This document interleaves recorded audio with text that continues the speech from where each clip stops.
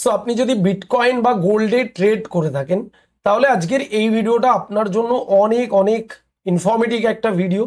তার কারণ হয়েছে আপনি জানেন বিগত বেশ কিছুদিন ধরে গোল্ডের মধ্যে কোনো মুভমেন্ট আমরা দেখতে পাচ্ছি না। গোল্ড একটা সাইডওয়েজ বা একটা আপ অ্যান্ড ডাউনের মধ্যেই রয়েছে, বাট সেই রকম কিন্তু আমরা একটা বড় মুভমেন্ট আপ বা ডাউন সাইডে দেখতে পাচ্ছি না। এর রিজন কি, কারণ কি আমরা দেখব, এবং কিছু ইম্পর্টেন্ট লেভেল গোল্ডের মধ্যে রয়েছে যে লেভেলগুলোকে গোল্ড যদি কোনো কারণে আগামী সপ্তাহ অর্থাৎ কালকে থেকে যদি ব্রেক করে, সেটা আপসাইড হোক বা ডাউন সাইড হোক, তাহলে গোল্ডে কিন্তু আপনি বড় ধরনের একটা মুভমেন্ট ক্যাপচার করতে পারেন। সো অবশ্যই ভিডিওটা সম্পূর্ণ দেখবেন যদি আপনি একজন ট্রেডার হয়ে থাকেন।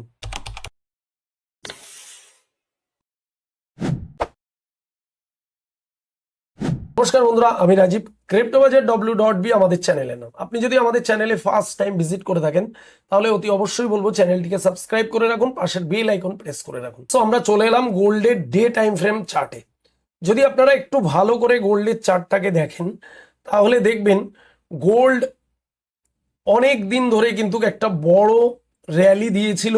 এটা আমরা দেখেছিলাম সর্বোচ্চ প্রায় $5,500+ যে অল টাইম হাই গোল্ডে আমরা দেখেছিলাম গেছিল।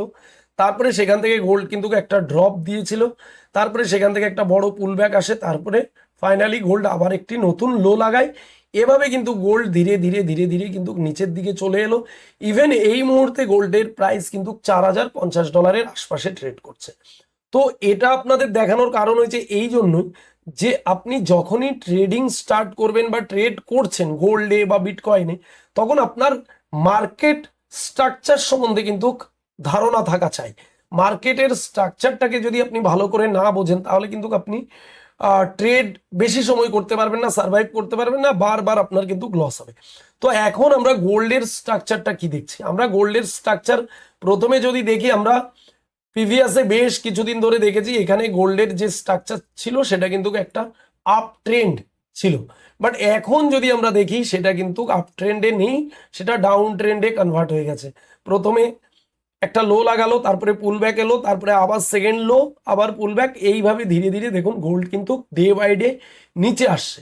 তো এখন কয়েকদিন ধরে আমরা যদি গোল্ডের প্রাইসটা দেখি, এই যে জোনটা, এই যে লেভেলটা দেখুন, আমি বক্স ড্রয়িং করে রেখেছি, এই জায়গাটাতে কিন্তু গোল্ড বেশ কিছুটা, প্রায় আজকে 1 মাসের কাছাকাছি গোল্ড কিন্তু এই সাইড বেসের মধ্যে ট্রেড করছে। না গোল্ড বেশি নিচে আসছে, না গোল্ড ওপরের দিকে যাচ্ছে, কোনো দিকেই কিন্তু গোল্ড যাচ্ছে না, একটা জায়গাতেই কিন্তু গোল্ড দাঁড়িয়ে রয়েছে।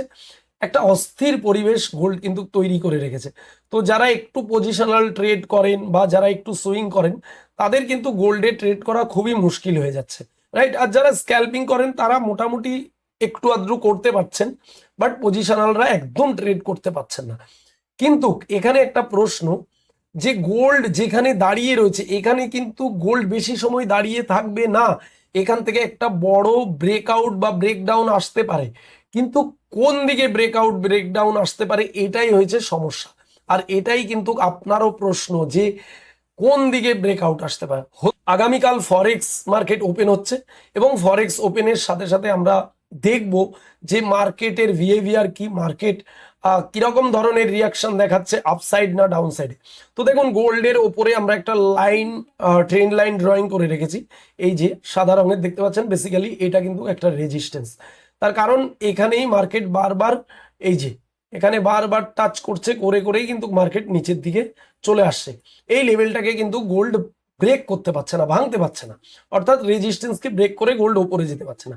আর নিচে যদি আমরা ডে টাইম ফ্রেমে সাপোর্ট দেখি তাহলে আমাদের কিন্তু ইম্পর্টেন্ট সাপোর্ট লেভেল রয়েছে এইটা গোল্ডের জন্য আপাতত, মানে একদম সব থেকে ইম্পর্টেন্ট যে সাপোর্ট লেভেল সেটা কিন্তু এই মুহূর্তে এটা, যেটা আমরা মোটামুটি $3900 আশপাশে দেখতে পাচ্ছি। তো এবারে আমরা যদি কালকে ট্রেড পজিশন ওপেন করতে চাই বা আমরা যদি ট্রেড করতে চাই তাহলে আমরা কি আপসাইড পজিটিভ নিয়ে ট্রেড করব নাকি নেগেটিভ সাইডে ট্রেড করব, এটা কিন্তু সবার মনে প্রশ্ন। তার আগে আপনাদের বলে রাখি, দেখুন আপনি যদি বিটকয়েন বা গোল্ডে ট্রেডিং করছেন বা শিখছেন বা আরো ভালো করে জানতে চাইছেন, বা টেকনিক্যাল অ্যানালাইসিসটা আপনি বুঝতে পারছেন না, শিখতে চাইছেন, তাহলে ফ্রি অফ কস্টে আপনি টেকনিক্যাল অ্যানালাইসিস এবং গোল্ডের আপডেট, বিটকয়েনের আপডেট পেতে পারেন। আমরা চলে এলাম আমাদের অফিসিয়াল টেলিগ্রাম চ্যানেল cryptobazaar.w.b। এখানে কিন্তু আমরা একদম বিটকয়েন, গোল্ড এবং জিও পলিটিক্যাল, টেকনিক্যাল সমস্ত আপডেট টাইম টু টাইম দিতে থাকি, রাইট? তো জয়েন হতে ভুলবেন না। ভিডিও ডেসক্রিপশনেও কিন্তু লিঙ্ক রয়েছে, পিন কমেন্টেও লিঙ্ক রয়েছে। তো এবারে আগামীকাল মার্কেট যখন ওপেন হবে, আমাদের ফার্স্ট রিয়াকশন কি হবে? আমরা ওয়েট করব, আমরা কোনো ট্রেড করব না, আমরা এই সাপোর্ট লেভেলটা দেখব, সাপোর্ট লেভেলের কাছে মার্কেট আসে কিনা।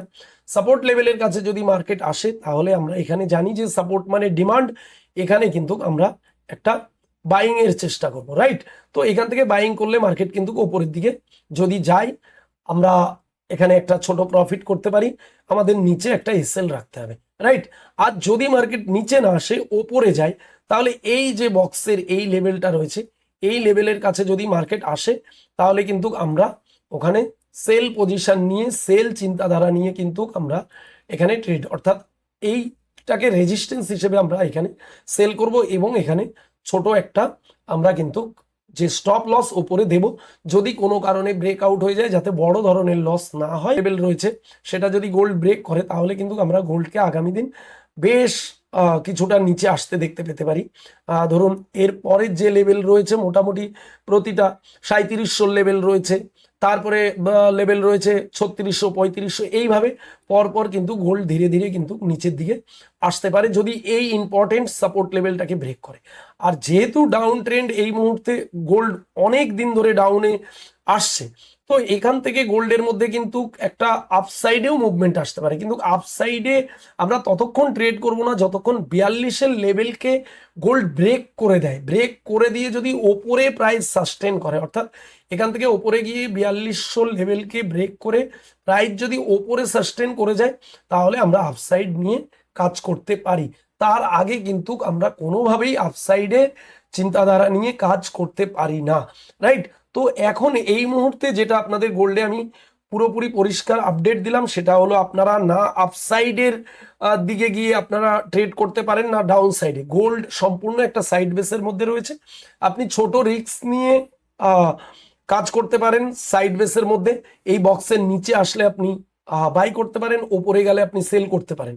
আর যদি মনে করেন যে না, সাইড বেস মার্কেটে আমি ট্রেড করব না, যে কোনো একটা মুভমেন্ট বা ডাইরেকশন যদি মার্কেটে আসে তারপরে ট্রেড করব, তাহলে আপনাকে আরো কয়েকদিন হয়তো অপেক্ষা করতে হতে পারে, কাল পরশু তরশু ভাই আরো এক সপ্তাহ ওয়েট করতে হতে পারে। মার্কেট এখান থেকে কোন আপসাইডে মুভমেন্ট দেয় না ডাউন সাইডে মুভমেন্ট দেয়, সেটা সম্পূর্ণ আপনি কনফার্মেশন পাওয়ার পরে তারপরে কিন্তু আপনি আবার ট্রেড কন্টিনিউ করতে পারেন। সো যাই হোক, গোল্ডের মধ্যে আজকে আপনাদের আপডেট দেওয়ার চেষ্টা করলাম টেকনিক্যালি, একদম সহজ সরলভাবে আপনাদের বোঝানোর চেষ্টা করলাম, কোনো রকম রকেট সায়েন্সের মতো বোঝালাম না। তো চার্ট যত পরিষ্কার রাখবেন, যত ক্লিয়ার রাখবেন, চার্টের মধ্যে নানান রকম এলিমেন্টস, এআই, এটা ওটা টুলস বাগারা যত লাগাবেন, কমপ্লিকেটেড করবেন, তত কিন্তু আপনার কাছে কিন্তু এটা মানে যে ট্রেড করার যে চান্স, প্রবাবিলিটি, সেটা কিন্তু অনেক মানে মুশকিল হয়ে যাবে। এর জন্য সবসময় চার্টকে পরিষ্কার রাখুন, ক্লিয়ার কাট রাখুন এবং পরিষ্কারভাবে দেখে ট্রেড করার চেষ্টা করুন, নিজের ইমোশনকে কন্ট্রোলে রাখার চেষ্টা করুন, রাইট?